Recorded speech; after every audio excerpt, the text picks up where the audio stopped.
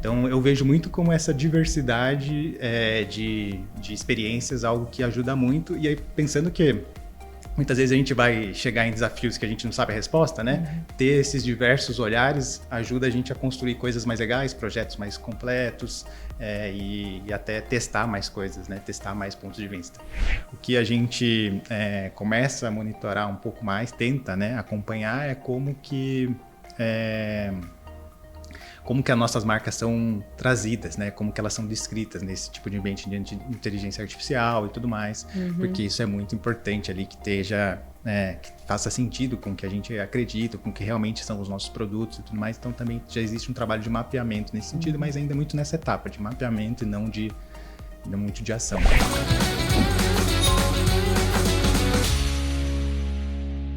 Olá a todos e bem-vindos a mais um Papo Sem Ruptura. Um videocast que é produzido e apresentado pela Neogrid. Esse é um episódio especial da série de e-commerce da LET, que é uma das marcas do ecossistema Neogrid mais focada em profissionais do digital. Se você é um profissional do digital ou se você quer ser um profissional de digital commerce, aproveite esse episódio porque nós vamos trazer dicas muito valiosas para quem quer seguir nessa carreira. Meu nome é Cíntia de Menezes e hoje eu estou aqui com o Fernando Souza, que é o Head de Digital Commerce da Mars Brasil. Bem-vindo, Fernando, e obrigada por ter aceito o nosso convite. Obrigado, Cíntia. Obrigado, pessoal da LET, aí pelo convite de poder vir falar um pouquinho sobre Digital Commerce com vocês hoje. E estou animado para a nossa conversa. Muito bom. Fernando, acho que melhor do que eu apresentar você, é você mesmo contar um pouco aí da sua carreira e como que você chegou até a Mars, que é a sua cadeira hoje. Legal. Bom, hoje eu estou como responsável pelo canal de Digital Commerce dentro da Mars, né, olhando tanto para Digital Commerce no pilar B2C, mas também como as iniciativas de B2B. Mas falando um pouco sobre trajetória, né, eu tenho quase 11 anos dentro da Mars, então até brinco que eu nunca imaginei que ia ficar tanto tempo numa mesma empresa, né? Cada vez mais a gente vê as pessoas mudando, né, de forma rápida e passando menos tempo em cada empresa, mas foram anos muito dinâmicos, né? Que eu pude passar por várias posições. Então, comecei até antes da própria Mars, eu trabalhava na Colgate, mas depois fui para a Mars como gerenciamento por categorias, depois também trabalhei em trade.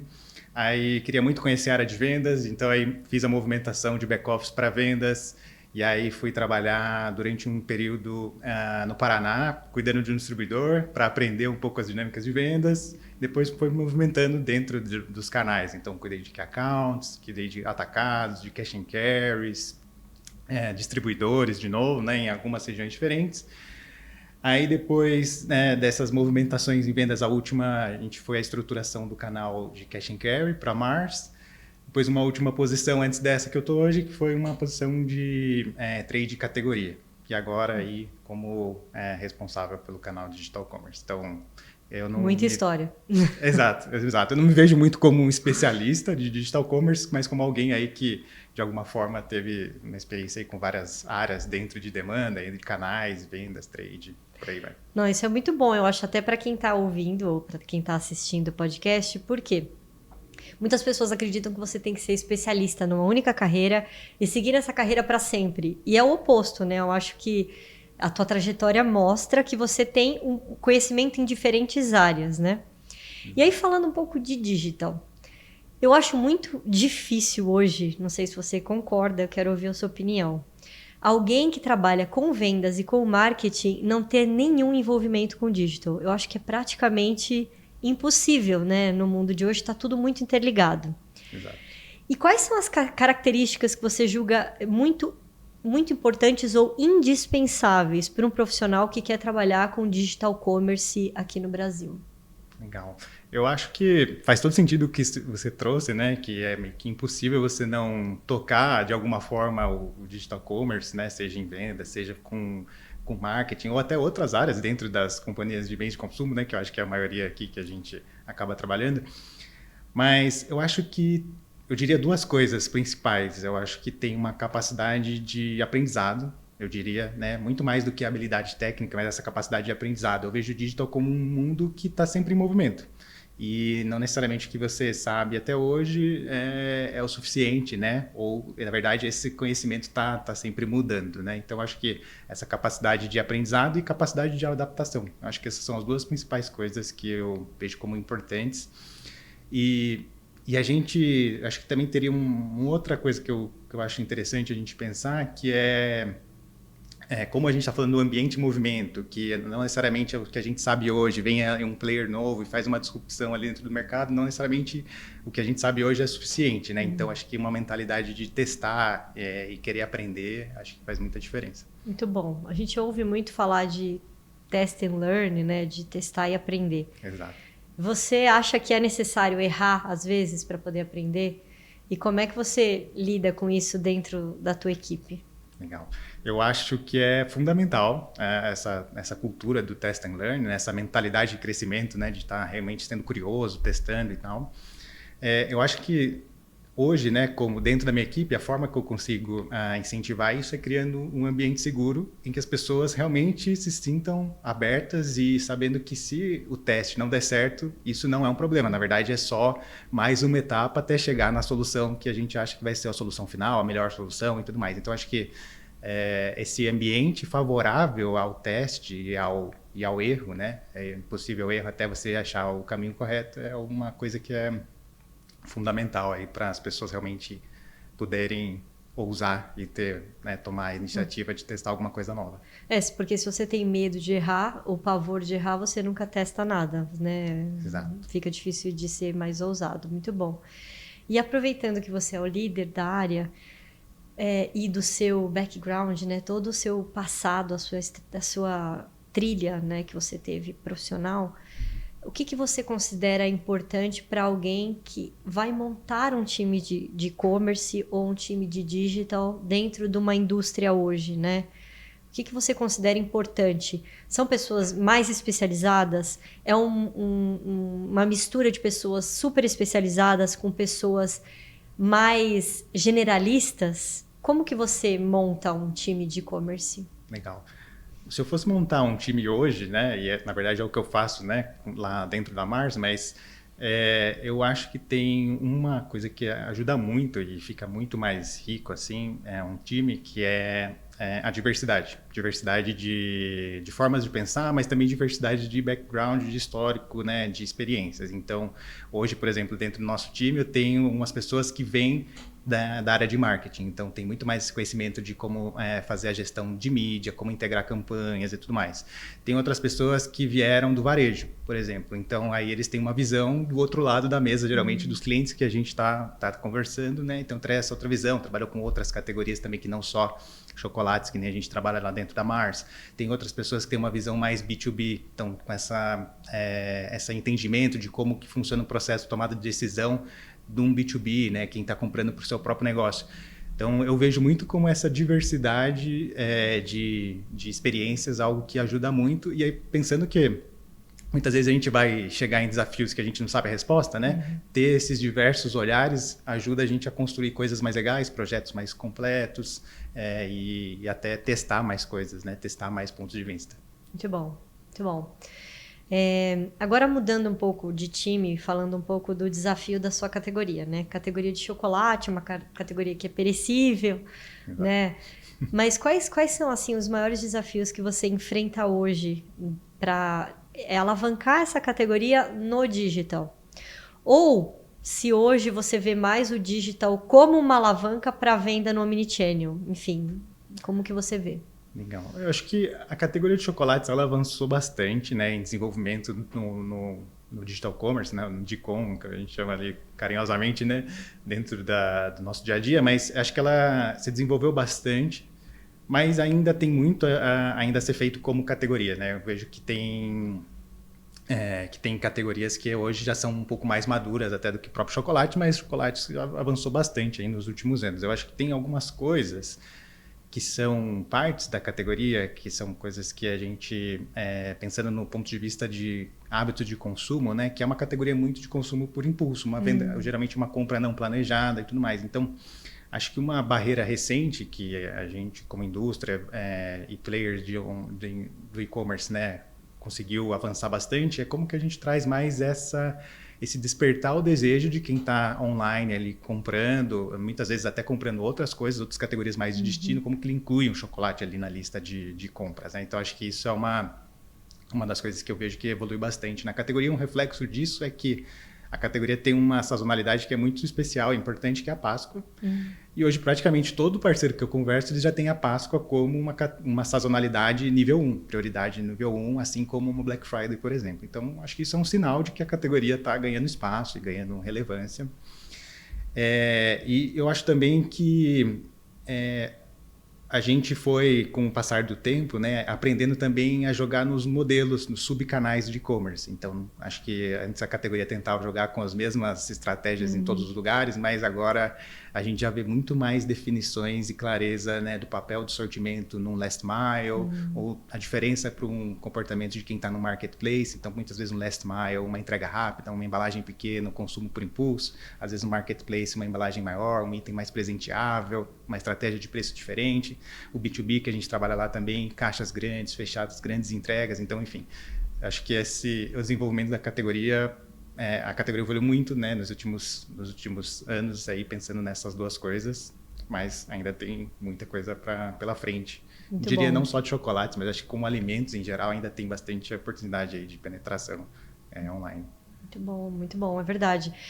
Se você tem o mesmo sortimento prioritário para todos os canais, na verdade não há muita estratégia, né? Exatamente. Mas eu acho que foi um caminhar mesmo, porque, como você disse, antes, quando a gente trabalhava com e-commerce, era um varejista de e-commerce e não existia lá no começo, né? A questão de last mile, os marketplaces também não tinham tanta força, então mudou.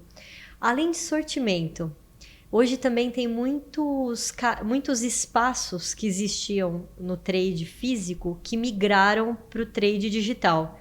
Eu acho que um exemplo muito claro é o checkout, que é aquele acrescente ao seu pedido, né? Que está muito a ver com essa cesta complementar. Vocês também trabalham esses canais que foram digitalizados? Vocês também têm mais força em locais específicos, como o checkout? Ou não tem tanta diferenciação para a parte de chocolates na Mars? Tem bastante diferença. A gente tem até o nosso programa de loja perfeita digital, né, que é justamente isso, né, como priorizar e organizar a nossa execução, né, no ambiente online. E aí pensando nos clientes omni, né, que a gente chama ali os bricks and clicks, que o e-checkout é uma dos principais espaços que a gente quer estar, né? Pensando naquilo que eu comentei, né? De trazer a venda de impulso, em lembrar que a categoria está disponível nesse ambiente e tudo mais, né? Essa última chance de adicionar na cesta é muito importante. Mas, claro, também o nosso programa acaba tocando várias outras partes, né? Como search, conteúdo, enfim, várias outras coisas. Mas acho que o e-checkout para a categoria de chocolates faz uma diferença bem grande. Eu imaginei, porque exatamente é uma cesta complementar, né? Exato. E aí eu não sei se você vai ter resposta, porque acho que essa resposta é difícil para qualquer categoria, mas falando também de cross-category, existem cross-categories que não fazem sentido quando a gente olha, mas nos dados fazem sentido, né? Acho que o mais famoso é aquele dos consumidores que iam comprar fralda no mercado e levavam a cerveja, né? Que todo mundo escuta falar. Vocês têm algum cross-category que sempre funciona? Que vocês costumam acompanhar, assim, tipo uma categoria que não necessariamente está vinculada a chocolates, mas que as pessoas compram junto? Legal. A gente, assim, chocolates ela pode estar praticamente em qualquer cesta, né? Então, quando a gente olha nesses estudos de cestas de compras, né, aparece muita coisa ali junto, né? Mas a cesta de compra mais comum, o que tem mais correlação, geralmente está junto com uma cesta de snacks. Então, a gente está falando ali do momento que as pessoas fazem uma pequena pausa durante o dia e comem o seu lanchinho, o seu snack, né? O chocolate muitas vezes faz parte desse momento. Então, geralmente a gente está falando de salgadinhos junto na nossa cesta, está falando de refrigerantes, está falando também de água. Então, é muito nesse momento ali, entre as refeições, né? Tudo que pertence a esse momento ali de uma refeição, uma pequena refeição entre as refeições principais é o que geralmente está dentro da nossa cesta. Muito bom. E acho que outro ponto de desenvolvimento que eu imagino deve ter ajudado na aceleração do digital é o fato de que as entregas do e-commerce estão cada vez mais rápidas, né? Eu lembro que quando eu comecei a trabalhar com e-commerce, tinham entregas que você aceitava que uma entrega levasse 7 dias. Você aceitava, né? Eu vou comprar, eu vou receber daqui uma semana. E hoje a gente vê que as entregas acontecem às vezes em uma hora, menos de uma hora, se for um last mile, né? Então, isso ajudou por conta de ser uma categoria perecível. Vocês viram uma aceleração atrelada ao delivery ou não, não necessariamente? Sim, tem um fit muito grande da categoria com esse modelo de entrega rápida, né, com o e-commerce. Eu acho que tem o que você falou, né, de que muitas vezes as pessoas não estão dispostas a esperar tanto tempo assim para receber um chocolate em casa, né? Então, a não ser que seja para uma ocasião, né, para cozinhar alguma coisa, mas geralmente no dia a dia você quer comer, né, depois que você comprou. Então, isso faz muita diferença, principalmente para atender esse desejo do consumidor e trazer o impulso da forma online que eu estava comentando, mas também tinha uma outra barreira que é relevante para a categoria, que é a sensibilidade ao calor. Então, quanto mais rápida a entrega, menor a chance de ter algum dano no caminho. Então, acho que isso também passa muito mais confiança para as pessoas de realmente começar a comprar essa categoria de forma online também. Muito bom, muito bom, muito legal. Existe também alguma barreira em termos de distribuição? Enfim, tem que ser refrigerada, algo nesse sentido? Ou não? Não há essa barreira para a categoria de chocolates? Eu digo, na entrega, né, na distribuição mesmo, seja para grandes centros de distribuição, como também no B2B, como você citou. A gente vê algumas restrições e toma alguns cuidados pensando, né, na qualidade que o consumidor vai receber os nossos produtos, né? Então, geralmente, o elo que a gente mais acompanha é o elo da indústria até o centro de distribuição, né? Então, isso a gente trabalha com os clientes que realmente são capazes de manter uma temperatura adequada para a categoria de chocolates e tudo mais. Então, isso é um critério ali que a gente usa muito para escolher os clientes e os parceiros que a gente vai trabalhar. Mas na perna final ali da logística, né, pouquíssimos parceiros e clientes têm essa entrega refrigerada até a casa do consumidor. Então, é ali que geralmente está um pouco mais do risco. Mas também, ao mesmo tempo, a categoria vem trabalhando nisso, que também acaba de alguma forma beneficiando o e-commerce, que é como que as fórmulas e como que as embalagens preservam melhor o produto dentro da embalagem sem derretimento e tudo mais. Então, isso é uma coisa que a Mars cada vez mais vem olhando, tanto embalagem primária, secundária, né, a própria embalagem do produto, como que isso se torna cada vez mais resistente e para a gente poder explorar mais ambientes, né? Não só necessariamente só e-commerce, né? Mas também até outros, né? Vending machines, esse tipo de outros mercados diferentes. E vocês estão com o lançamento agora, que é o MM Cookies, certo? Certo. E tem algo que vocês esperam dessa inovação? É algo que os consumidores já pediam? Tem algum motivo para esse lançamento? Enfim. Tem vários motivos. Os consumidores, primeiro, eles adoram sabores novos de M&M's. Então, M&M's é uma marca que gera paixão ali, muita gente, né? Muita gente gosta muito, não só do produto em si, mas dos personagens, das cores e tudo mais, toda a forma que a gente comunica ali M&M's, mas pensando em trazer sempre inovação, né, para os consumidores, né, a gente trouxe pela primeira vez esse sabor cookie, que foi todo desenvolvido aqui dentro do Brasil. Então, tem sabores cookie também, vendido em outros mercados, mas eles são sabores um pouco mais artificiais. O nosso produto aqui, que é vendido no Brasil, e por enquanto só aqui, que é feito na nossa fábrica de Guararema, ele tem o centro, né? O M&M's ele tem uma casquinha de açúcar, né? Que é aquela casquinha colorida, super característica. Depois vem o chocolate e às vezes, dependendo do sabor, vem algum recheio, né? Pode ter amendoim, uma amêndoa e tal. Então, no lugar onde vai o amendoim, por exemplo, tem um biscoito de cookie de verdade ali dentro. Ai, que delícia, gente. E foi um sabor super aprovado ali nos testes com os consumidores. A gente lançou agora faz alguns meses e está sendo super bem recebido aí pelo mercado. Muito legal. Você falou de sazonalidade e você falou da Páscoa, né, que faz sentido. Tem alguma outra sazonalidade que seja muito importante para vocês? Não sei, questão de inverno versus verão, ou mesmo alguma outra data que seja muito importante para vocês no ano? Ou é mais uma questão do que a gente fala, né, de micromomentos, esses momentos de lazer que as pessoas querem comer algum snack? Legal. A gente tem uma sazonalidade não tão grande quanto a Páscoa, mas também importante no inverno, porque as pessoas estão mais aptas a consumir a categoria, e eu acho que isso é uma que a gente tenta capturar. Mas eu acho que as principais oportunidades estão nas micro-sazonalidades. Tanto pensando nesses momentos de compra ali, que as pessoas estão mais abertas a fazer a compra de impulso, ou dependendo do canal, né, que cada um dos canais tem uma dinâmica e umas datas que são mais relevantes, né? Então, Last Mile, não necessariamente Marketplace, são as mesmas datas, enfim. Mas eu acho que a nossa visão está cada vez em explorar mais esses micro momentos. E aí, por exemplo, a gente vê que o início do mês é um momento que é bem interessante. A segunda-feira, né, diferente do varejo tradicional, a segunda-feira geralmente é o dia que a gente vê as pessoas preparando a despensa, talvez para encarar a semana de trabalho, de estudo, e aí ter os chocolates. Então, segunda-feira costuma ser um bom dia de vendas. Então, a gente vem tentando adaptar a estratégia cada vez mais nesses pequenos momentos ali que fazem a diferença nas vendas. Muito bom. Bom, tem uma loja de vocês, né, em Nova York, que a gente se perde lá. A gente se perde no sentido de... perde a noção de quanto compra. Existe algum plano da Mars de ter aquele modelo de loja que é linda, né, de Nova York, por exemplo, aqui no Brasil, em algum grande centro, em alguma grande cidade? Legal, essa é uma pergunta que a gente ouve bastante, né? Imagina que eu tenho 11 anos de Mars, e aí acho que nos últimos 11 anos eu sempre ouvi esse tipo de pergunta.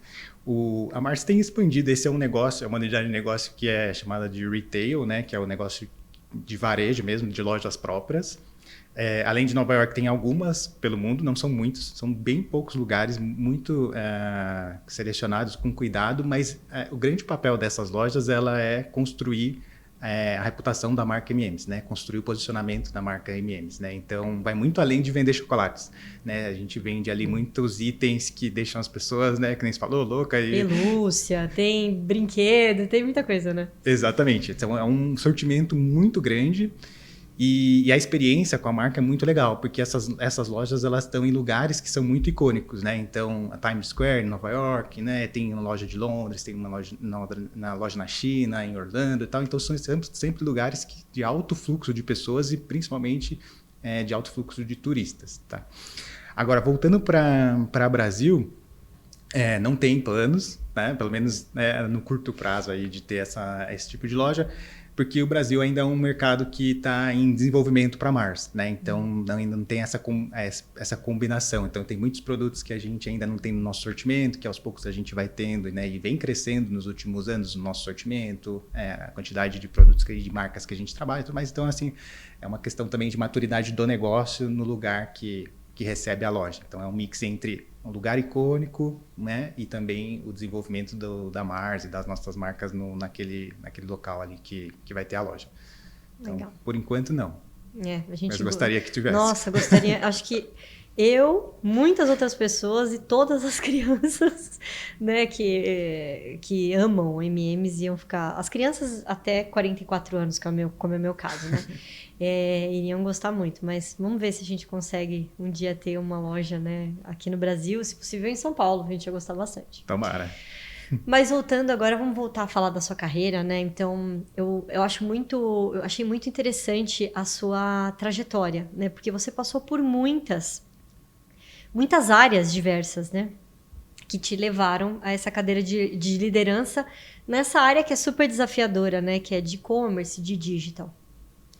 O que você considerou que foi, assim, na sua trajetória, o ponto mais importante para que você chegasse nessa cadeira hoje, sabe? Um momento que foi crucial para você chegar nessa carreira, nesse lugar na sua carreira hoje. Não, acho que tem momentos que são muito importantes mesmo, que foram muito importantes para mim, né, na carreira. Quando eu penso nos momentos que foram muito importantes, eu acho que sempre foram momentos que eu assumi alguma responsabilidade que não era tão óbvia ali dentro da função, né? Então, quando chegou algum projeto, ou quando eu pedi para participar de um projeto que ia ali um pouquinho além da cadeira que eu estava, ou quando eu recebia algum cliente, por exemplo, né? Porque eu trabalhei bastante canais de vendas e tal. Um cliente que precisava fazer um turnaround ou mudar a estratégia com ele e tal. Então, acho que esses grandes desafios são o que mais fizeram as pessoas, em cada um desses momentos, me ver como pronto para assumir um outro desafio diferente, uma cadeira maior dentro da organização. Eu acho que teve um que, em específico, que acho que foi bem marcante para mim, que foi quando eu trabalhei atendendo Key Accounts, né? Eu estava atendendo, isso faz alguma coisa em torno de 8 anos aí, mais ou menos. Eu tinha pouca experiência de vendas, então na área comercial ainda era uma movimentação recente de back-office para vendas, mas eu tinha um cliente muito importante ali, que era o maior cliente da companhia ali na época, para Mars. E era um cliente onde vinha com histórico de 1 ano e meio, 2 anos, e onde tudo estava muito travado, tudo vindo errado, né? Não atingia os targets de crescimento, nosso market share lá dentro estava caindo, enfim, era um desafio grande ali que a gente tinha, todo mundo estava vendo ali aquele cliente como a ovelha negra ali dentro dos clientes, aquele que precisa mudar. E passei 1 ano realmente nesse cenário de dificuldades e tal. E aí, na virada de um ano para o outro, a gente fez um plano de Páscoa que foi, na época, o maior plano de Páscoa que a gente tinha executado na Mars em termos de tamanho, número de lojas ativadas. Foi a primeira, inclusive, ativação de e-commerce que eu participei, de uma forma ainda muito simples, mas era um cliente que já tinha um e-commerce rodando. Então, inclusive, a gente incluiu isso, E foi um momento de virada, então ele parou de ser visto como um cliente problema para ser, de novo, o maior cliente da companhia, o que mais trazia crescimento, melhorando rentabilidade, enfim.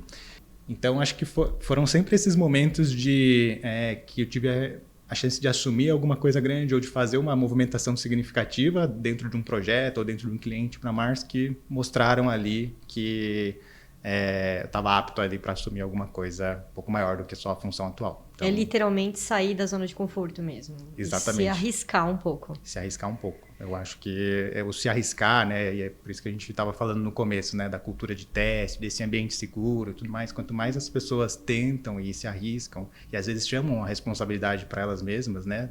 Mesmo que às vezes o seu gestor não está te vendo, né? Como uma pessoa pronta ou como alguém que já pode assumir uma responsabilidade, às vezes pegar um projeto, pegar um caso específico, um case que você vê, uma possibilidade real de transformação, pode ser uma forma de mostrar que você está pronto ou que você tem muito mais aí a contribuir. E você olha isso para escolher as pessoas do seu time?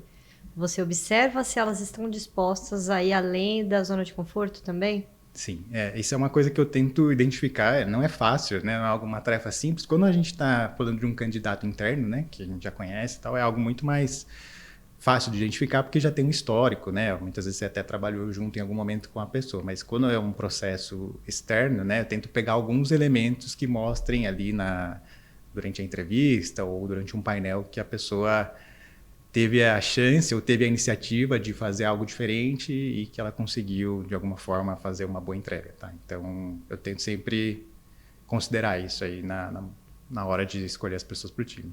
Legal. E em termos de negócio, você também arrisca um pouco, né? A gente falou do test and learn, mas tem, enfim, canais ou tendências que são muito novas e nem todo mundo quer. É aquela famosa, né? Eu vou colocar a ponta do meu pé na piscina para ver se a temperatura tá boa antes de mergulhar, né? Você costuma também se arriscar em novos canais ou em novas tendências de e-commerce? Ou você procura primeiro ver quem foi o pioneiro e observar como que esse outro player, às vezes nem da mesma categoria, né? Mas se saiu para depois mergulhar na tendência? Legal. Eu acho que a gente faz um pouco das duas coisas, né? Tem alguns momentos que a decisão talvez seja melhor ver alguém fazendo primeiro e aí observar, tentar aprender e depois, no segundo momento. Mas a gente também tenta sair na frente em algumas coisas, né? Então, eu acho que em e-commerce surgem muitas oportunidades e muitos modelos, né? E muitos possíveis parceiros, às vezes, querendo fazer negócio com a gente. E acho que tem um trabalho importante que é de tentar, primeiro, entender a real oportunidade e tentar priorizar, porque a gente não consegue testar 10, 15, 20 iniciativas ao mesmo tempo, né? Não com qualidade, com profundidade e tudo mais. Então, o que a gente tenta sempre discutir dentro do time quais são as oportunidades que a gente vê e quais são aquelas que a gente vai realmente apostar. Então, não são todas que a gente aposta naquelas que a gente imagina que pode dar ou o melhor retorno ou a melhor chance de ir para frente, tá? Então, acho que a gente tentar escolher um pouco as apostas pensando nisso. Tem alguns termos que a gente ouve em quase todos os eventos de e-commerce, né? que são tendências, como, por exemplo, Retail Media é um deles, inteligência artificial é outro deles, live commerce é outro deles, né? Em algum desses, qual você acredita que é a tendência mais favorável, principalmente agora no teu negócio na Mars, né? Dentro da categoria de chocolates? E quais deles você já testou e já considera realmente válidos para o seu negócio? Eu acho que essa é uma boa pergunta. Tem muitos termos que estão em alta, né? E a gente às vezes pode achar que eles são a única resposta para tudo, né? Mas na verdade, acho que o testar ali que a gente falou é muito interessante nessas coisas novas, né? Então acho que é isso que a gente tenta fazer. Eu acho que a questão do social commerce, né, que você trouxe, eu acho que é algo que a gente viu pouco ainda acontecendo, mas que tem alto potencial para a nossa categoria. Então, pensando naquela dinâmica de compra por impulso, eu acho que isso tem muito fit ali com você estar vendo um vídeo, né, e uma decisão de compra ali muito fluida, que você já inclui o item no carrinho e quando você vê, você já está comprando uma novidade, uma inovação, um MM's Cookie que a gente falou, né, às vezes pode ser o gatilho perfeito, né, para fazer isso virar realidade. Então, eu acho que não necessariamente isso é algo de curto prazo, mas pensando na categoria de chocolates, talvez seja uma das coisas que pode mais movimentar ali e gerar um novo nível de desenvolvimento para a categoria aí nos próximos anos. Não significa que as outras coisas não sejam importantes. Eu acho que o retail media já é uma realidade de alguma forma, né? Muitos players, muitos varejistas hoje já trabalham e a gente, né, de alguma forma já tem os planos até que relativamente bem adaptados a isso. E inteligência artificial também é outra zona que a gente testou algumas coisas, principalmente olhando no B2B, pensando em facilitar a vida do varejista, no processo de escolha e tal. Parece que também tem bastante potencial aí, que é algo que muitas vezes a gente não fala muito, desse ambiente B2B, mas eu vejo também muito potencial ali com inteligência artificial. Mas se fosse escolher acho que o social commerce é o que eu mais queria ver, o que vai entregar nos próximos anos. Muito bom, é mesmo, né? Porque a gente tem muitos, enfim, públicos de todas as idades hoje que passam horas, né, nas mídias sociais, nas redes sociais, e o Brasil é um dos países campeões de uso de redes sociais, né? Então é uma oportunidade realmente grande. Outra oportunidade que vem surgindo, o marketing sempre foi mestre em criar oportunidades de venda, né? Então, nós inventamos datas, criamos datas. E tem alguns grandes players que estão trazendo datas novas, né, no Brasil. Vocês já testaram algumas dessas datas? Foi positivo ou ainda não testaram? A gente costuma testar sempre essas datas, independente se elas têm um fit natural com a categoria de chocolates ou não, mas a gente também olha para os momentos de grande fluxo dentro das plataformas. Então, geralmente essas datas são onde os players estão investindo para trazer muita gente, né, para visitar o seu app, para se cadastrar, enfim, para conhecer o que eles vendem. Então, sim, quando isso faz sentido ali, a gente consegue participar, né, dessas datas, a gente faz geralmente os testes. O que às vezes acontece como barreiras às vezes são datas muito focadas em alguma categoria, por exemplo, datas de eletrônicos. Tal. Acaba que aí o fit realmente é baixo, a gente entra de uma forma tática, né? Não deixa de participar, talvez com uma promoção ou algo que possa chamar atenção ali, mas a gente sempre está de olho para participar de alguma forma, seja como protagonista, se fizer sentido, mas mesmo que seja uma participação secundária, a gente ter alguma coisa ali para aproveitar o fluxo ali que vai estar acontecendo de usuários dentro das plataformas aí nessas datas. Muito bom. Eu queria também falar, esse assunto, eu faz 20 anos que eu trabalho com e-commerce e acho que há 20 anos que eu escuto a palavra canibalização de canais, não é? Exatamente. Mas não... Tirou do on, foi para o off, tirou do off, foi para o on. Só que o que já existia, né? Já era uma realidade e hoje está cada vez mais claro, é que na verdade os canais se complementam, né? Então as pessoas compram em todos os canais e acho que os mais jovens nem veem muita diferença entre os canais, né? Você também costuma usar os dados que você coleta no digital para mostrar como eles apoiam, por exemplo, a venda nos canais físicos e vice-versa, ou ainda não é uma realidade na Mars esse tipo de discussão?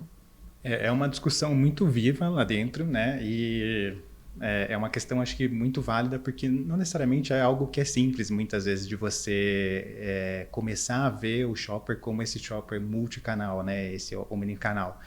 Porque geralmente as fontes de dados, geralmente elas estão focadas em um tipo de canal ou de um cliente específico e tal, e é muito difícil você conseguir juntar e pegar esse CPF e entender realmente onde ele comprou, enfim. Então, geralmente são estudos mais ad hoc que mostram essas coisas, mas o papel do e-commerce passa por isso. Também não é só um canal de vendas, mas ele também é um canal que influencia a decisão. Né? Uma vitrine, né? É uma vitrine, exatamente. A gente tem alguns dados que mostram que, por exemplo, uma boa parte, se não me engano, mostra algo na casa de 30% das pessoas olham online, veem os produtos online, olham as ofertas online e depois decidem comprar na loja física. Então, é um papel também de vitrine, né? É um papel de descobrir novidades, é um papel também de, muitas vezes, você gerar uma aproximação com a marca, reforçar o esforço de mídia que faz em outros canais para esse consumidor estar sempre lembrando e sempre vendo as nossas marcas. Então, assim, o e-commerce ele não é só um canal de vendas, ele tem muitos papéis aí de acordo com a estratégia, o momento, talvez de cada empresa, categoria, mas para nós a gente discute cada vez isso de uma forma mais integrada e também, inclusive, como você falou, né, das gerações mais novas, né, principalmente a gente fala muito sobre a geração Z, né, como essa divisão de canais, que quem viveu mais o surgimento dos canais sente mais e para eles é algo muito mais fluido, né, não sei, eu nem presto atenção necessariamente de onde eu estou comprando, como eu estou comprando e tal. Então, essa consistência na experiência que o consumidor tem entre os diferentes canais, entre as comunicações de mídia, entre material, ponto de venda, entre todos os pontos de contato com a marca, cada vez é algo que a gente presta mais atenção, está tentando trazer essa integração. É um desafio, né? Porque são muitas pessoas diferentes, em muitas áreas diferentes cuidando disso, né? Dentro das empresas, mas sempre tentando seguir uma linha de estratégia principal ali para garantir ao máximo essa experiência mais fluida e que o e-commerce tem um papel ali de possa ter esses múltiplos papéis, né? Porque se você não executa bem o e-commerce, ele não vai ter esses múltiplos papéis, né? Ele vai ser só talvez um canal acessório, ou só uma canibalização, mas né, ele bem executado, bem posicionado, bem comunicado, pode ter todos esses papéis de vitrine, descoberta e inclusive venda. A gente viu também com um outro cliente que essa questão da geração, ela tinha uma influência no canal, na escolha do canal de compra. Uhum. Então, para um cliente, os públicos mais velhos compravam no Brick and Click, enquanto os públicos mais jovens compravam mais no Last Mile. E tem uma outra pesquisa que diz que os maiores gastos do público mais jovem, mas o público que já é economicamente ativo. Então, não necessariamente é a geração Z, mas é a geração intermediária, né? Aí. Os maiores gastos estavam em aplicativos para transporte, last mile para receber as compras e lojas de conveniência, ou seja, é uma geração mais impaciente. Você nota isso também? Existe uma diferença entre as gerações e os canais de escolha de compra ou não? Eu acho que a gente vê essa diferença também dentro da nossa categoria e dentro da própria Mars. E aí, o que você falou é muito verdade, né? Os bricks and clicks e tal, geralmente tem um perfil de compra de pessoas um pouco mais maduras, uma cesta de compras às vezes um pouco mais diversa, maior.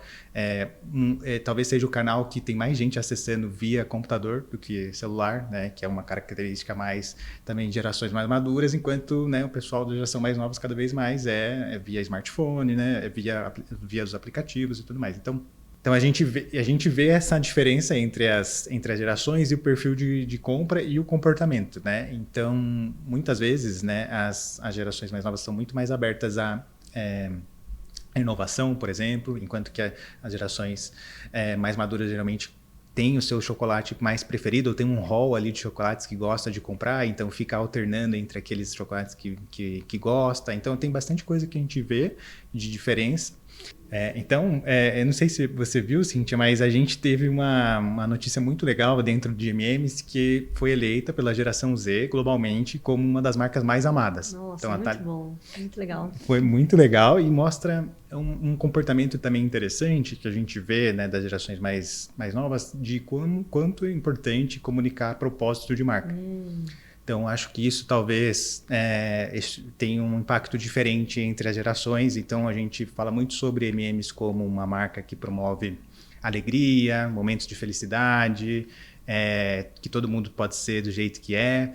E isso conecta muito com a geração Z. Então, eles hoje já reconhecem como uma das marcas mais amadas por eles. Então, também tem essa questão de comportamento que a gente vê diferente. Não só o comportamento de compra, mas de identificação com as marcas também muda aí entre as gerações. Você falou de propósito e realmente, né, a gente vê que as gerações após a minha, né, então depois da minha geração, o propósito tem um peso diferente, né, não fazem as coisas por fazer, né, não compram produtos por comprar, né, tem que ter um propósito por trás. Quais são os propósitos que você vê hoje, né, na Mars que conectam com essas novas gerações? Legal. A gente, como as marcas da Mars, cada uma tem um posicionamento bem diferente, né? E a gente às vezes fala um pouco menos sobre a marca corporativa, mas fala muito sobre as nossas marcas de consumo, né? Então a marca Mars, ela é uma marca um pouco menos divulgada, mas M&M's, Twix, Snickers, Skittles, né, geralmente todo mundo conhece. Então, M&M's é a nossa marca que mais fala sobre propósito, é uma marca um pouco mais ativista, né, mais forte na comunicação sobre causas sociais, sobre a questão de diversidade. A gente, inclusive, usa, né, eu não sei se todo mundo já reparou, mas cada um dos personagens tem uma característica própria, né? Além de eles terem formatos diferentes, eles têm cores diferentes, eles têm personalidades diferentes. Inclusive, uns são masculinos, outros são femininos e tal. Então, tem a personagem roxa, por exemplo, que fala muito, que ela é a mais recente da turma, né? Dos personagens, que fala muito sobre I can be me, se eu posso ser eu mesmo em qualquer ambiente. A gente tem desde o vermelho, que ele é um personagem mais ranzinza, o amarelo, e todos esses diferentes personagens convivendo ali super bem entre eles, em uma harmonia e tal. Então, super legal. E cada vez mais isso, inclusive, distancia um pouco, né, da percepção antiga das pessoas de M&M's era muito focada para o público infantil, mas a gente quer cada vez mais voltar essa narrativa para o público mais adolescente e jovens, né? A gente tem Snickers, que conecta muito com público que gosta de esportes também, então é um outro tipo de posicionamento, né? Ele é um posicionamento diferente da maioria dos chocolates, né? A maioria dos chocolates se apoia na questão do sabor, né? O quanto é gostoso você consumir. O Snickers fala, não, aqui é um produto que mata a sua fome. Claro que ele ainda é um chocolate muito gostoso, né? Também, mas ele tem um posicionamento muito único ali dentro da categoria, até naquele momento que a gente falou do intervalo entre as refeições, ele ser o que resolve ali a sua fome, né? Então tem isso.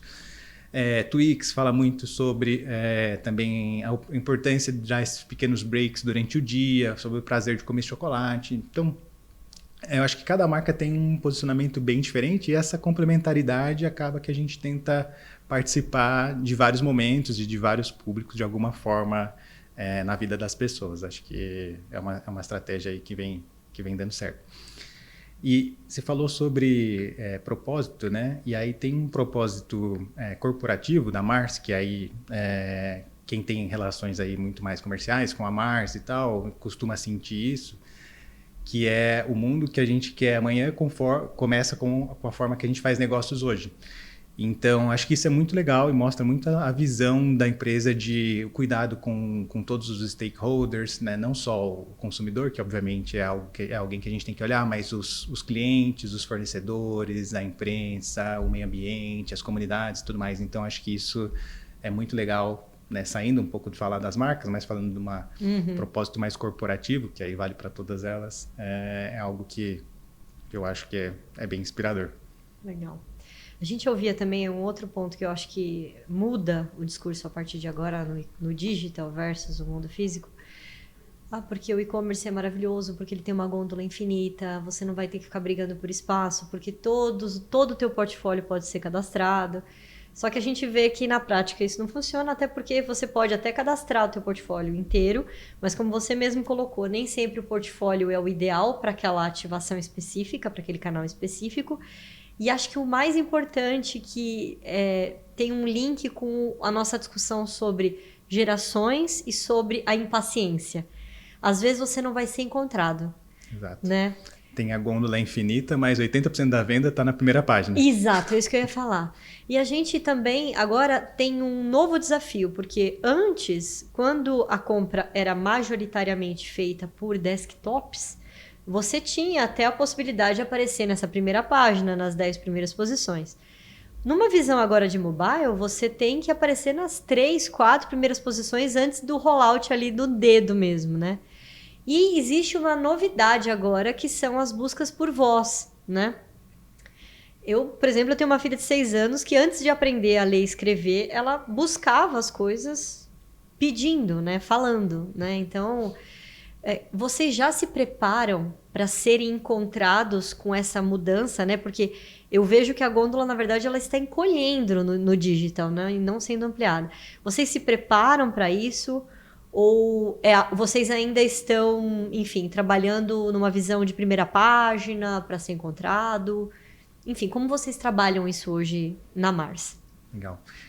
Hoje a gente começa a se preparar para isso, não é algo que eu diria que a gente está totalmente pronto, tá? Então, o nosso programa de loja perfeita digital ainda considera mais essa métrica do ranqueamento, qual a posição de busca que a gente aparece, em diferentes termos de busca e por aí vai. Mas, globalmente, a Mars está testando esses novos formatos de busca, que nem você falou, é um formato de busca por voz, ou busca por imagem, ou até por vídeos, né?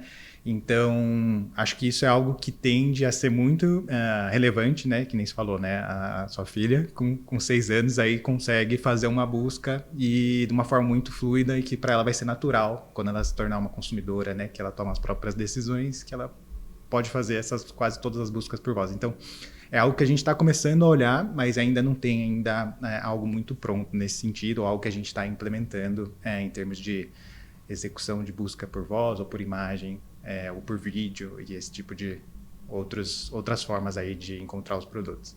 E tem um outro complicador agora, né, Fernando? Que antes a gente falava de SEO, né? Vou ter um conteúdo super completo com as palavras certas na minha página para o buscador me achar e me apresentar, né, para o consumidor. Então a gente tinha que agradar o robô e tinha que agradar o consumidor. Agora entrou a inteligência artificial. Exato. Tem muitas pessoas que estão buscando por uma inteligência artificial ao invés de usar um buscador, né? E aí essa indexação está começando agora e todo mundo tentando se preparar para isso. Já chegou esse tipo de discussão lá na Mars? Vocês já estão se preparando? Como é que funciona? Eu acho que essa discussão também está muito incipiente ainda, né? É muito nova. Mas eu acho que talvez a maioria das indústrias talvez tenha se assustado um pouco com a inteligência artificial ali no começo, né? E aí a proteção dos dados e a informação, como que isso vai trafegar no primeiro momento. Então, acho que isso, no fim, acaba que eu vejo pouca gente realmente executando isso, né? Então, acho que tem muito test and learn acontecendo, mas ainda não vejo muita conclusão dentro da Mars. É algo que também está no radar ali, mas algo que não tem ainda não tem uma conclusão muito pronta ou como atuar ali muito pronto. O que a gente começa a monitorar um pouco mais, tenta, né, acompanhar, é como que as nossas marcas são trazidas, né? Como que elas são descritas nesse tipo de ambiente de inteligência artificial e tudo mais, porque isso é muito importante ali que faça sentido com o que a gente acredita, com o que realmente são os nossos produtos e tudo mais. Então também já existe um trabalho de mapeamento nesse sentido, mas ainda muito nessa etapa de mapeamento e não muito de ação. Sim, eu acho que isso não é um caso só da Mars, eu acho que todo mundo está tentando se preparar, mas é tudo tão novo que fica difícil de ter certeza de quais caminhos são os melhores a se trilhar. O que a gente sabe é que a gente tem que se preparar mesmo para não perder aí o que vem por aí, né, o futuro.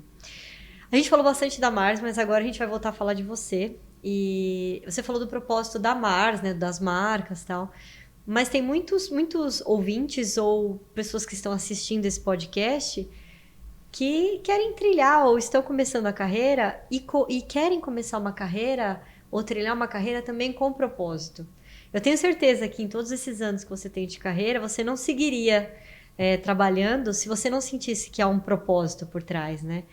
E eu queria entender qual é o propósito para você, né, hoje como carreira e o que você acredita que essas pessoas que estão começando a carreira deveriam mirar como propósito ou como objetivo para ficar 11, 12 anos, né, trabalhando.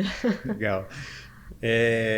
Bom, isso acho que realmente é o que você falou, né? Tem que ter um propósito, tem que sentir que, né, para você ficar tanto tempo trabalhando no mesmo lugar, que é algo além do dia a dia, né? Além do seu salário, além do que você faz, ali te conecta, né?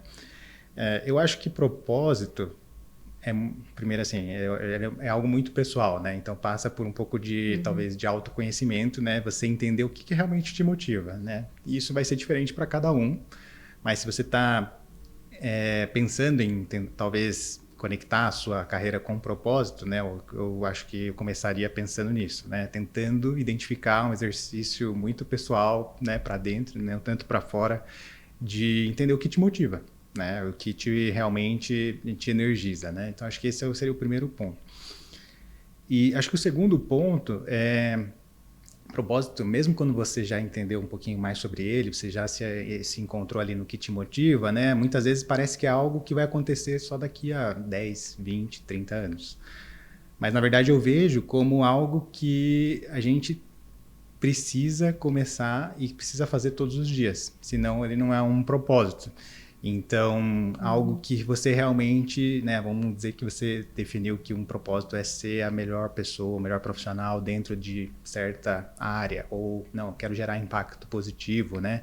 Então, pegando esse exemplo do impacto positivo, né, o impacto positivo não vai acontecer daqui 20 anos, ele vai acontecer em cada uma das interações que você tem com cada uma das pessoas no seu dia a dia.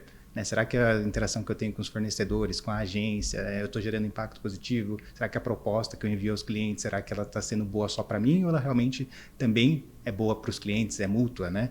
Então, será que os consumidores, né, também estão tendo algum benefício com essa forma que eu estou trabalhando? Eu acho que você diz que você pode ser um agente de mudança também para trazer esse propósito, é isso? Né? Exato. Eu acho que você é o principal agente de mudança ali para implementar o seu propósito, né? Se você achar que o propósito vai acontecer um dia ou alguém vai fazer ele acontecer por você, acho que provavelmente ele não vai acontecer. Mas se você tenta trazer ele para o seu dia a dia, né? Como um exercício mesmo diário, talvez depois de vários anos a gente vá perceber que a gente está vivendo o propósito e nem percebeu. Então... Muito bom, concordo. Eu acho que o autoconhecimento é bem importante, porque também não dá para você ficar num ambiente que vai chocar com aquilo que você busca, né, para você ou com aquilo que você se identifica. Bom, eu quero agradecer bastante, Fernando, o teu tempo. Muito obrigada por ter aceitado, né, o nosso convite. Por estar aqui com a gente, por ter dividido um pouco da sua vida, né, da sua trajetória com a gente. E eu espero que vocês tenham gostado também, né, do nosso episódio, do nosso podcast. E eu peço que vocês continuem seguindo a gente, tanto no LinkedIn como no Instagram, para outros episódios como esse. Obrigada. Antes disso, você quer deixar alguma mensagem, deixar seu LinkedIn, algo, Fernando? Eu queria só agradecer mesmo a oportunidade de participar. Eu acho que é muito legal essa comunidade que vocês estão criando para discutir e-commerce, mas discutir negócios em geral e tal, né? Acho que pode trazer muitos insights e espero que esse episódio, né, seja de valor aí para alguém e possa gerar um impacto positivo que a gente estava falando. Muito bom, concordo. Obrigada, Fernando, mais uma vez, e obrigada a todos que ficaram até agora assistindo a gente.